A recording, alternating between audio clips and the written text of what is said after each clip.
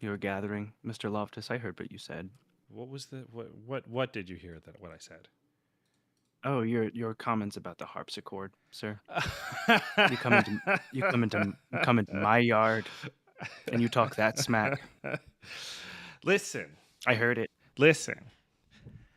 There's a reason in the intervening 200 years since you've been around that no one plays the harpsichord anymore. I'm just saying. Plenty of people play the plenty of people play the harpsichord. No one plays the harpsichord. If they do it on purpose. Maybe, or maybe they thought it was a Yes. piano, and when they pressed down the keys, they were like, "Oh my gosh, that sounds It's awful." impossible. No, Mr. It's impossible to tell in this day and age how much of your music simply happens on accident because it's noise. That's true. That's not You're not wrong.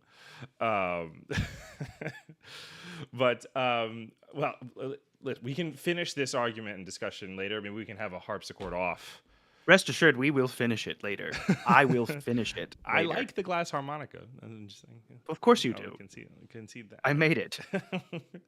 Well, welcome to everyone joining us. This is the Primary Source Media YouTube channel, and I am live today with the Dr. Benjamin Franklin himself. Good day. Looking very Burt Reynolds-esque. Burt Reynolds-esque? Burt Reynolds-esque? I don't know if I you know. apologize. I apologize for my state of undress. I am in the process of vacating my current residence, and I'm reminded of the time that I first arrived to the city of Philadelphia. My clothes coming on a later ship. I have made preparations by sending my baggage and luggage ahead that it might be at my new destination when I move, and so, unfortunately, arrived before you in this state of undress. Considering you're wearing both a shirt and a vest, I don't think that would be considered a state of undress today. I am very nearly as Adam was in the garden, Mr. Loftus. You need not comfort me. I need to introduce you to some. We need to go to the beach. I think you'd be shocked and appalled. Dependent on some of the reputations I've heard of some of your beaches, I think the latter. um, so today, as you can tell by the stream title, I wanted to talk about games, specifically of the video kind. But before we get into, before I show Dr. Franklin any video games, I wanted to. Well, we have someone in the chat. That is a link to harpsichord. I can't remember what guild Dr. Franklin may call you Ben. Someone asked if they could call you Ben. Did you mind going by Of course. Ben? I have no opposition to it, especially amongst friends. So yes is the answer to that. Um, but so I wanted to, before we do that, I wanted to ask you what kind of games did people play in your day? Like, what was there? In my lifetime, I was very fond of the game chess. Mm. I was never very good at it, but I appreciated the metaphor, deliberation, and practice of the game. Chess was very popular, really, throughout the European continent and the American colonies. And then a game that resembles much more the modern game of checkers. The name of it eludes me now. That information went right out of my head. Some, Drafts, a game of drafts, is what much more resembles the game of checkers huh? today. And then, of course, games with playing cards were incredibly popular ways to pass the time. Lou, Whist was a very popular game. We talked a There's a little bit about Whist because it appeared in the Franklin series. I have a We did. friend that loves a game called Gin Whist, which I think is a slight evolution of that. And I'm terrible at it. I don't understand what's going on. So card games were very popular in our time. Hmm. And then, of course, the games that require no materials, games of guessing, riddles, everything in between were fun diversions for the time. That's fine. It's just a way to pass the time, like a way to oh, Raymond Lee plays checkers. Really, Ray? I like actually, or do you like how to play checkers? Like I know how to play checkers, but I don't think I've ever actually like played a competitive game of checkers since I was 7. No offense, But so yeah, there are plenty of ways to like entertain yourself and pass the time. But I think one of the interesting things that didn't exist back then was uh, uh, video games, obviously, right? So a video game is essentially like one that is completely on the computer. So there is no physical board that you're playing with. Everything is on a computer screen. So I wanted to share with the doctor a couple of, it's a little bit of a walk through history, video game history, with some particularly famous characters featured on that walk. And we're going to start all the way back at the beginning. So this is the first video game. This is the first video game. This was made long before I was born. And it is called Pong. And hold on, let me switch over to my view so that the audience can actually see what we're watching. Haha, there we go.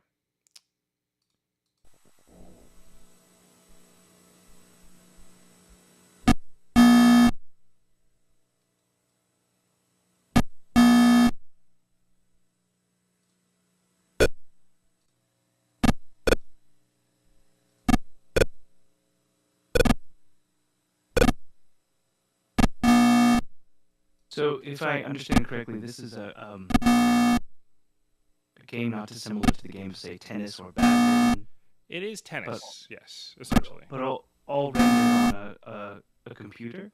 Yeah, it's all on a computer, and they played with by turning a knob, and it's. Let me turn the volume down on this. This is a little loud. Yeah, and the goal was to get the little ball there past your opponent. So one player is one line on one side, and the other player is the other line on the other side, and you can see the score going up and down, or going up on the top. It is essentially changed the world in a lot of ways, and people when this came out were astounded. So it essentially is computer tennis. Right. Now, understandably so. It didn't take long. Post this, this was done in the 1970s. This was created in the 1970s, early 1970s, I believe. 1972. By the time we get to the 80s, things had drastically changed. And then this is one of the most popular video games from the 80s called Donkey Kong, and I think we'll be able to have a little bit more discussion about this. The two protagonists, or the antagonist and the protagonist of this particular video game, are an Italian plumber and a gorilla. Well, that's a tale as old as time, isn't it? Yes, I think so, too. So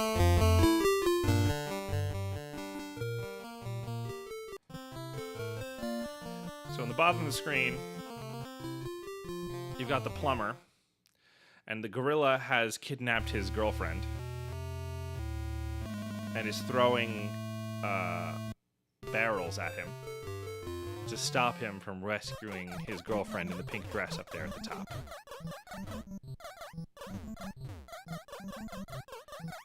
And it wasn't that long actually between the two things. So there's a fair bit of complexity going on here.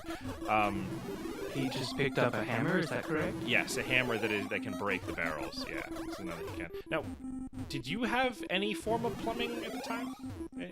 Was there any? Well, the Palace of Versailles has had fountains that spouted water through the careful mechanics and pressurization of water. Okay.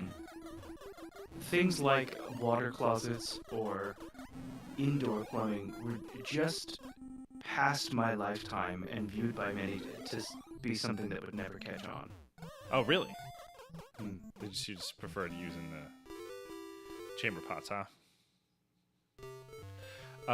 So this little man, technically his profession. Oh, the setting has changed. Yes. So now there's a thing called levels. So once you complete one challenge, the game invites you with another challenge of a complete increasing difficulty and complexity.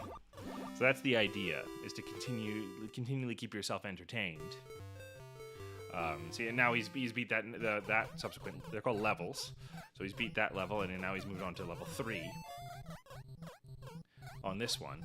and there are different new items that he can gather. But yeah, so his profession, funnily enough, is not to hunt gorillas. It's to fix plumbing, piping. Like that's what his profession is. He did. Does he need to do anything special to obtain and rescue his fair maiden? He needs to get to the top, I believe, with the hammer. I'm forget. It's been a long time since I played this particular version of the game since this one has come out, there have been many iterations as technology has advanced and gotten more. So it looks like he got rid of the girders. He has to defeat the gorilla. Yes, he has to defeat the gorilla. Don't we all? We all are striving to defeat our own gorilla. There's an echo. Is this another video game? This is an ad like we watched last week. Oh, I see. There's no horse. I couldn't tell. Yeah, right. No, the horse comes at the end of it. Don't worry. So the next iteration of this game involved our plumber character, whose name is Mario. Now he's no longer fighting a gorilla. His goal is to defeat a what is actually like a cross between a dragon and a turtle, if that makes sense. So in this game, he is now running horizontally as opposed to climbing up vertically. Well, I expect conserves more energy than jumping everywhere. But he does still jump a lot. And now he's throwing the fireballs around. And so this is what he's up to. And how do you think would anyone have... What if they would have thought about computer-generated entertainment like this? Because there's no frame of reference for the folks in your time. Well, the thing that I considered, Mr. Loftus, was a modern retelling of St. George and the Dragon. That's... So... Yeah. Go on.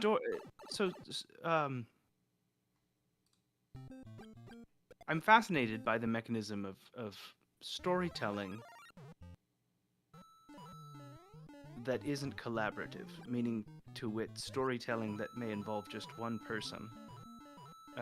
And we have that to an extent with novels that have become more popular. I've ever been a fan of reading. But this mechanism, the idea of looking upon a screen and having a picture move, is still a concept wholly novel to me. And I have been incredibly active upon Mr. Austin's Netflix account since immersing myself in the 21st century. I have come to understand the mechanics and an appreciation for the moving picture. The notion of suddenly having a means whereby you can interact and control the story, well, that's quite the escape, isn't it? Yeah, it's a little bit different. It's another form of, and it's not new in these days, but we're still in the process of kind of defining how those two different art forms or forms of entertainment affect people, and what they do to the engager. Because it's not quite viewing, like they call them players. Like due to the player of the video game versus someone who's watching a film or watching theater, because it seems to be a wholly different experience at some level. Is the just asking the chat, is the echo gone? I'm curious if you're still hearing the doctor have an echo in the chat over there. So the next giant leap in video game technology was because everything here is still two-dimensional, right? We're still presenting things on a flat plane, moving about. The next iteration of this was to make things three-dimensional. Yeah, we're actually there's a chat from William in the chat. Did puppet shows at all? Like were those interactive in any way? Was that an interactive form of entertainment? I think you could consider that. Theater is always involved the audience to an extent. Hmm. It's true. It's true in Shakespeare's time, and it's true in mine. Um, and it's a fine parallel, Master William, because the theater of the 18th century often involved a certain aspect of audience participation. If the audience was free to yell "boo" at a moment that they had a distaste for, and revel in the villain's response to it. Hmm. They could shout encore, and a particular bit of theater could be repeated with greater extravagance and an emphasis. And so the theater was more interactive than perhaps the theater that we're accustomed to today, where, as I understand it, you're more encouraged to be quiet and spectate rather than actively engage. Um, Indeed, I think the theater of the 18th century is far more um, related to how we interact today with, say, humorists Hmm. and comedians upon stages who have a degree of audience participation as a part of their art. Interesting. There's I don't know if this will make you proud or not, but for not for necessarily for theater, but for sports and things, Philadelphia is still famous for its booing today. Some things never change. um, yeah, that's actually interesting. This is still that's a level of interactivity that's definitely different from say the theater today or a movie. But interactive entertainment like video games, I think, is still a step beyond that entirely. Almost as if it's actually let me And on the yeah, go subject ahead. of puppets as well, we have dolls, toy soldiers, diversions for children that, of course, were to a degree interactive. Hmm. And Yes. so I think it's far more prevalent to make that parallel of we've traded Hessian soldiers for Italian plumbers, but the mechanics are still somewhat sound. Yeah, I think that's It's so probably true. Like I think that's probably true. I actually wanted to pull up something that is uh probably a little bit more relevant to what you just talked about. Did children ever play with toy soldiers in your time? Were there like Oh yes, little toy yes. so this is let's say the equivalent of that in video game form. Let me pull this up here. I'm going to mute the sound because there's a particularly distasteful gentleman speaking over it, but I'm just going to play some of this. So you may recognize some of the uniforms and things because this is actually contemporaneous to you. So this is a game called Total War, in which someone can actually control an army, essentially. So all of these units and things are completely computer generated, and you are able to recreate for yourself events that happened during the the Revolutionary War or times like that or events like that. I guess this is what brought to mind like children playing with toys was almost like the only people who had this level of interactivity are kings and generals moving pieces about the board on a global This is scale. this is remarkable. Uh, Their formation is quite messy, and they missed a perfect opportunity for a bayonet charge. Oh, there they are. There's the charge. did you study war at all in sort of battlefield strategy in any way? You've Uh, studied a lot. So I wasn't sure if that was part of I one of the. held I held the position of colonel, and for a brief time commander of Pennsylvania militia forces Hmm. during the French and Indian War. It amounted to little beyond a great tromp through the Western territories, Hmm. with the possible threat of engagement, though I never saw it. This we should actually maybe schedule a time for you to join us in the PSM After Dark stream, because this game is actually, we could maybe recreate one of the engagements that you may or may not have been part of, This is or your remarkable. unit. This is simply remarkable.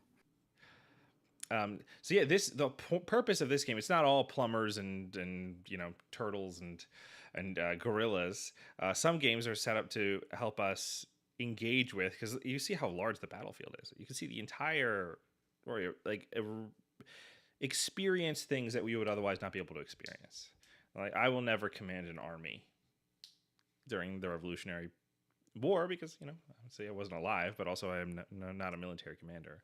But through this, I can experience some of the strategy, some of the tactics, and a little bit of the sort of the engagement and the dynamics of battle without having to actually go to war.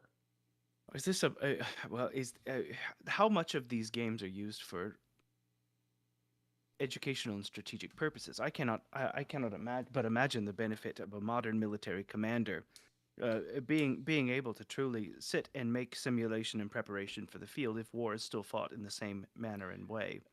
Funny enough, there's actually someone who knows a little bit about that in the chat. William, care to chime in on that particular thought? As far as I know, yes, but not this specifically. I believe that they are designed for that purpose. I don't know of. You don't know that, Lynn. Lynn just said to ask me if I don't have a time machine, but she's not privy to everything in my life. But yeah, as far as I know, that there is some level of strategy that you can take place on this. But when it's actual military commanders and people that are functioning in the military, they do it designed in a little bit more of a complex way. Because at the end of the day, this game is designed to entertain and not necessarily educate. There can be some overlap, but if that's not the purpose of it, when I think if you were using it for education and strategy purposes, the primary function of it being to educate and learn, they're designed slightly differently. But it is interesting. You can, in this particular game, we can go back all the way to the French and Indian War and the 7-Year War, Fascinating. even naval battles. Which I thought, since you wanted to be on the high seas, maybe we could participate in some of those. We got to get you at one of the PSM After Dark streams. I think it would be kind of fun to set one of those up. But so this actually has one of the things I was talking about. So things rendered in 3D, 3-dimensional projection. And I just wanted to show. So really, one of the things that I wanted to talk about in reference to this with you is it's sort of like the change in technology. I thought it's interesting. It's only been 50 years since this was the only thing that was available. And now, this is what they look like. Both your deeds will ever... So this is a game that just came out recently. It's very popular. So I was just going to play a little bit of that. Oh, so William answered in the chat here. So there are many simulations the military uses to train. They use them to learn their tools and settings, but not usually to develop doctrine, just to practice. So I guess the policy and everything, all the strategy is set in the real world, and they build simulations to apply it, just to practice those things, it seems.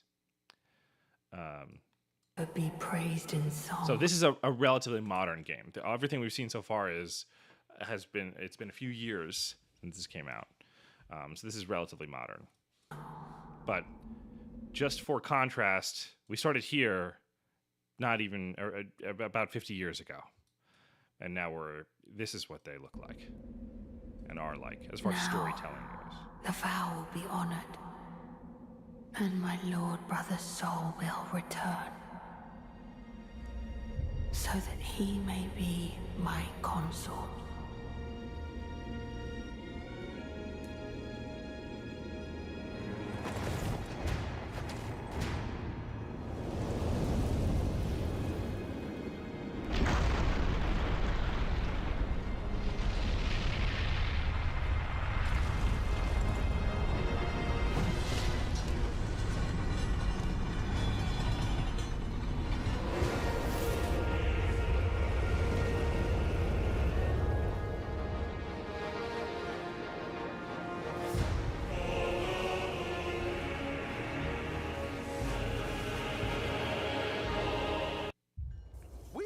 the history. Oh, man.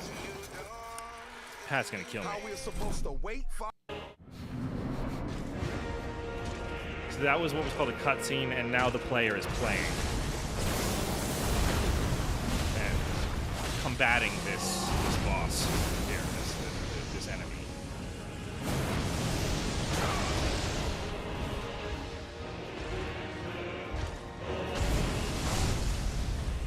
So,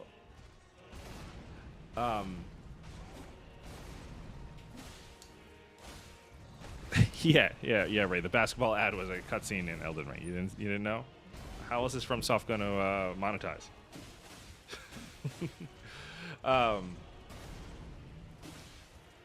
Lynn says, at least it's not violent.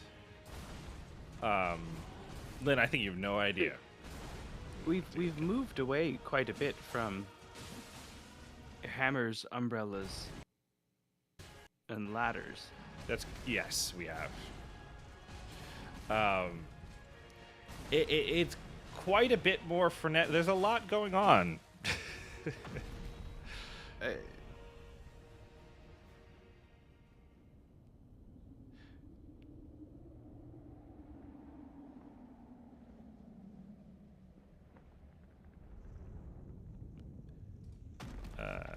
So does he win here?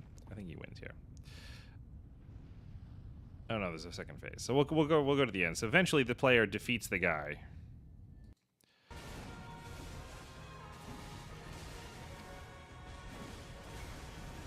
So he wins here. Now, what's remarkable about this is the amount of.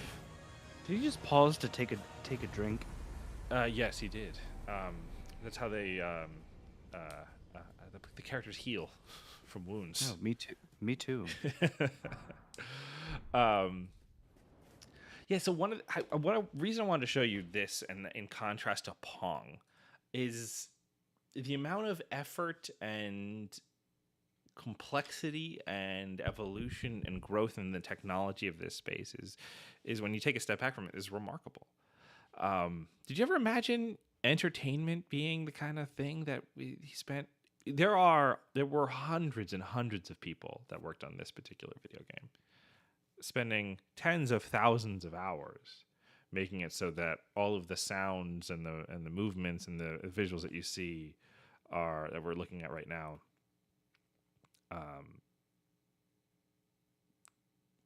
came to fruition. Is that odd to you that we spend so much time on what was essentially like frivolity, like the stuff we'd use to pass the time? Like from philosophical, like I wanted to ask Ben Franklin, the philosopher. I think that I came from an age of consumerism, a consumer revolution. You did. Where a population had a greater means of subsistence. Even the poorest dirt farmer had means to procure the various tiers of necessities, niceties, and even luxury. The notion of entertainment as a trade is a fascinating one, because from my time and my perspective, it was all within the avenue of the theater or performance. But to envelop into that the aspects of design, of music, of everything that would seem to go into an avenue of this specific nature, to me, speaks to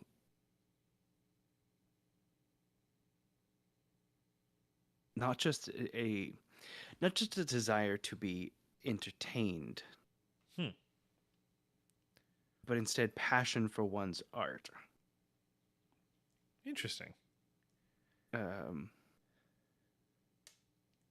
I entered into the printing trade because I longed for the sea, and my father wished for me to find some vocation on land.